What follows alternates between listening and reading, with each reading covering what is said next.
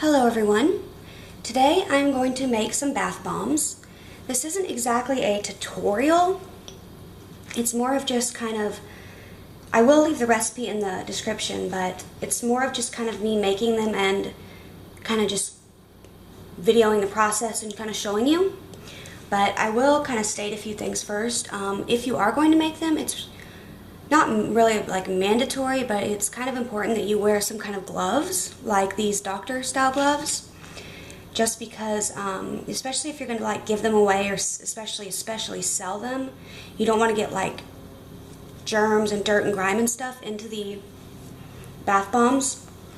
And also the citric acid that's in them, which is part of the bubbling agent, the fizzing agent that makes them fizz, will it can wear away your nail polish.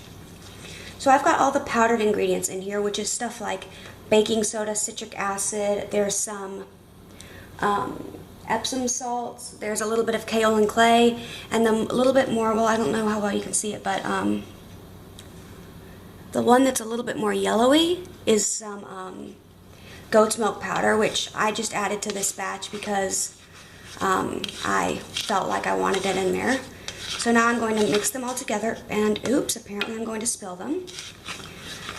And once they're all kind of incorporated, and you want the gloves because a lot of time there's clumps, and then at a later stage, once you add the liquid, you're going to want to mix them with your hands. And you'll have to mold them with your hands too. And sometimes the powders can be airborne. They can become airborne, and they might be, your lungs might be sensitive. So you can wear a mask if you need to. I usually don't with just regular bath bombs.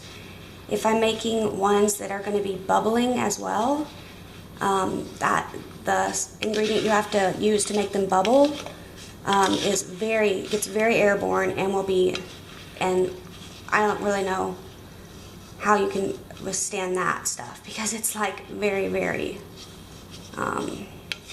irritating in the air passageways, so I'm always very careful of that stuff. Okay, so the next thing I want to add is my colorant. I've got a lot of soap colorants, but the bath bomb colorants are different. This one I got from bescented.com. It's a orange colorant, as you can see. I've only got orange, yellow, blue, and red bath bomb colorants. So this one I'm scenting with a blend of essential oils. And I'm only using a little because right now it'll look very pale because it's mixing with this white powder, but once I add the oils and liquids to it, it'll darken up. So, what was I saying? Maybe I'll remember in a minute. But, something about you have to use different colorants for bath bombs and soaps, maybe? Well, you do, but anyway, I'm going to need more than that, I guess. Oh, I'm using an essential oil blend of orange, cinnamon leaf, clove bud, and a tiny bit of rosemary. And I'm doing it all in this glass Pyrex because I'm using essential oils rather than a fragrance oil.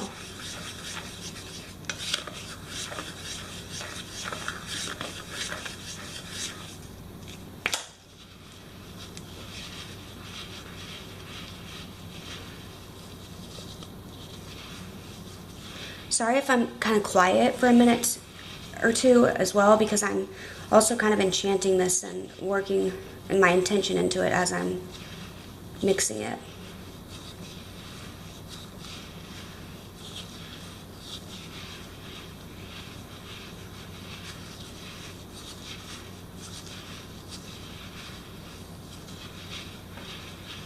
Okay, so now that I think it's good and mixed to the powder stage, I'm going to go ahead and add the oil stage.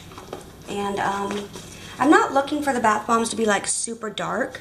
I just like a little bit of color, but I think at this colorant stage here, it'll have plenty of color in the final product. So I'm going to add about 2 teaspoons of oil, And this is a calendula infused olive oil I made. You can use sweet almond oil.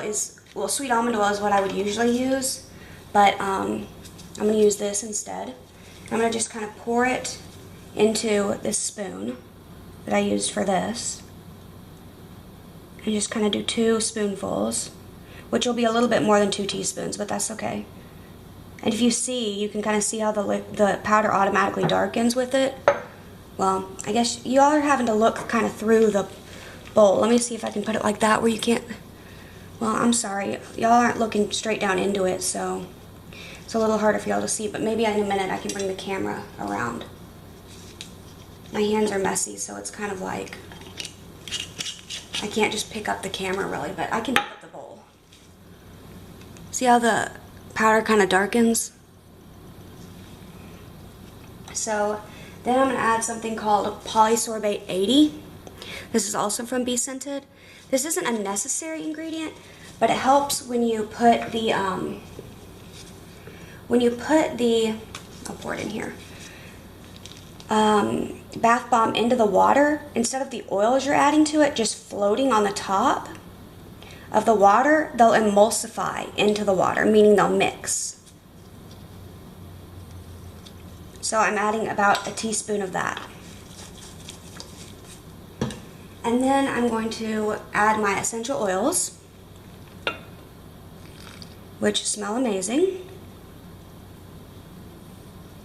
Very fall-like. And I'm going to start kind of incorporating it. I guess I'll start with a spoon. And this is not going to be enough to really wet it. So once this is mixed in, I'm going to have to start doing the little spray technique with the with some witch hazel to get it until it's the perfect consistency. Okay. You want it to be like wet sand where you can kind of squeeze it together, but it'll still kind of crumble just a tiny bit.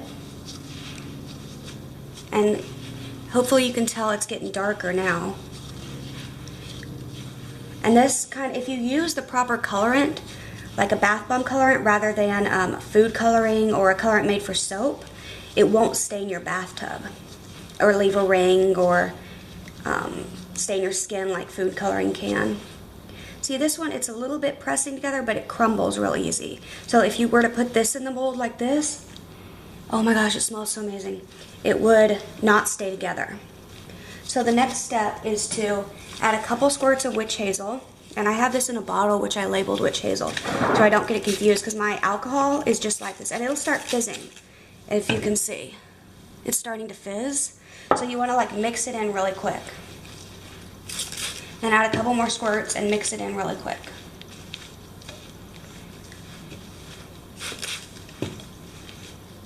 And you want to keep doing this.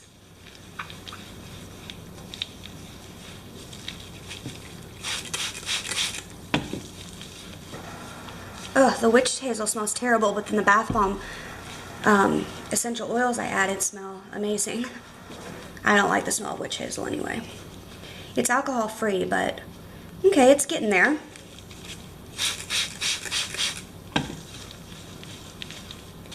And the witch hazel's not going to really end up in the final product because when you let them sit out to dry, it evaporates. And I do have this plastic, sorry, y'all can't see what this blue is a plastic like tablecloth. Somebody like cut part of it off for some reason, but it's a plastic tablecloth that's good for projects like this, so that I don't, when I make a mess, it doesn't get all over the counters and stuff. Little tiny bit more. You don't want to get it too wet, because then it'll stick in the mold and it'll end up cracking. If you do end up getting it too wet and you can get it out of the mold, your final product will end up with a bunch of cracks in it, or if like you put it in a round mold like that, it'll end up going and kind of sagging and getting a flat bottom and cracks in the top and stuff, and it'll still work fine. It'll just won't be one of those real beautiful, pretty ones. Okay, I think maybe like 2 or 3 more squirts, and that'll be perfect.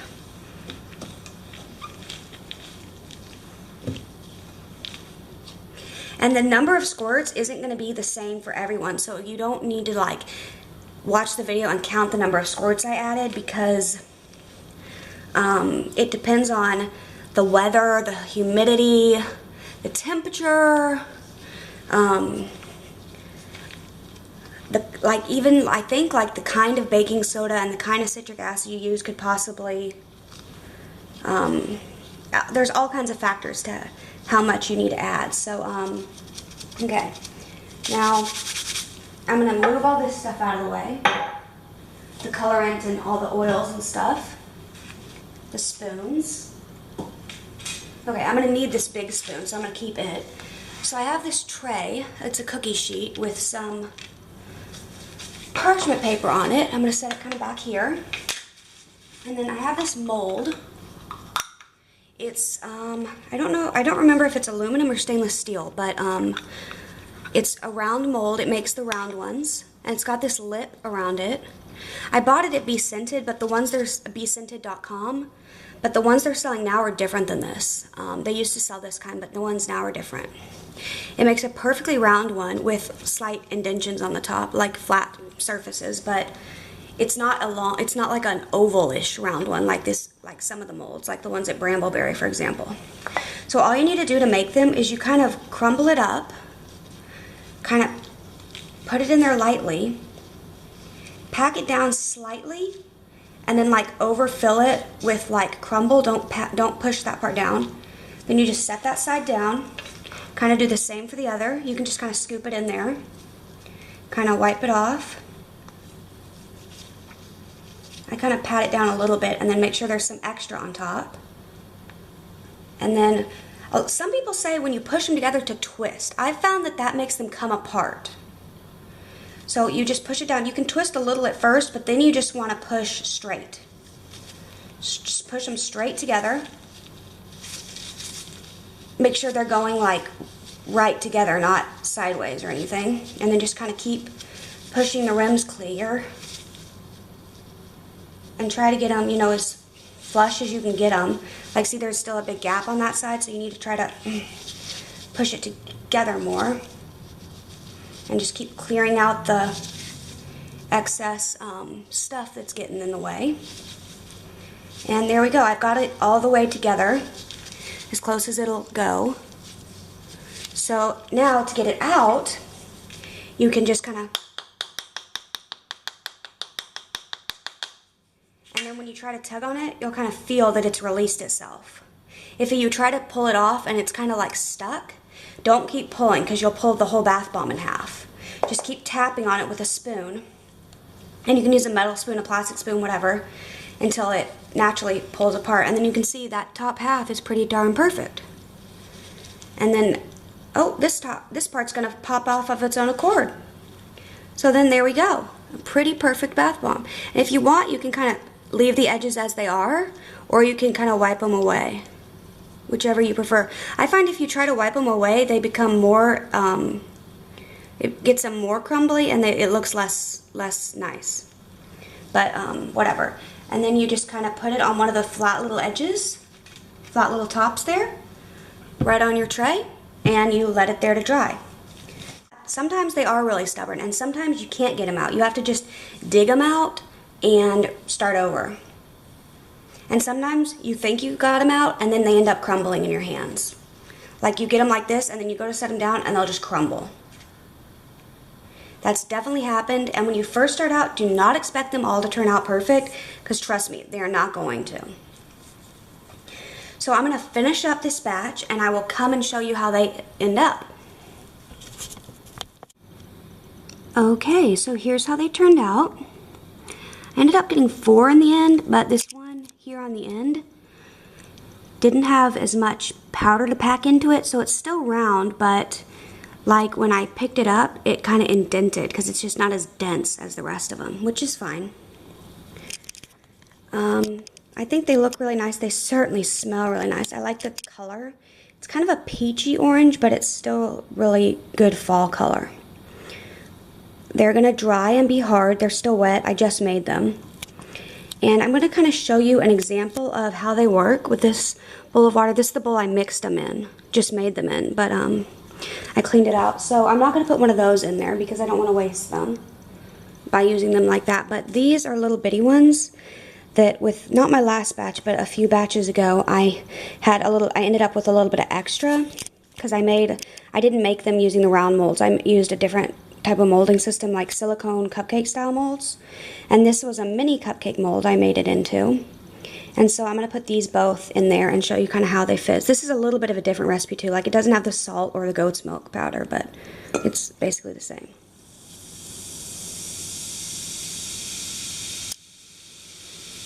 So you can see they fizz up really nice, and oh wow, I can smell it. So if you had a big one in the bath, it would be really nice. One of these big ones. And it makes the water like really soft, really silky. It feels really nice. Really luxurious and just like, oh, amazing for your skin. So yeah, and as you can see, it does tint the water a little bit, but nothing that's going to hurt it. Or your skin, obviously.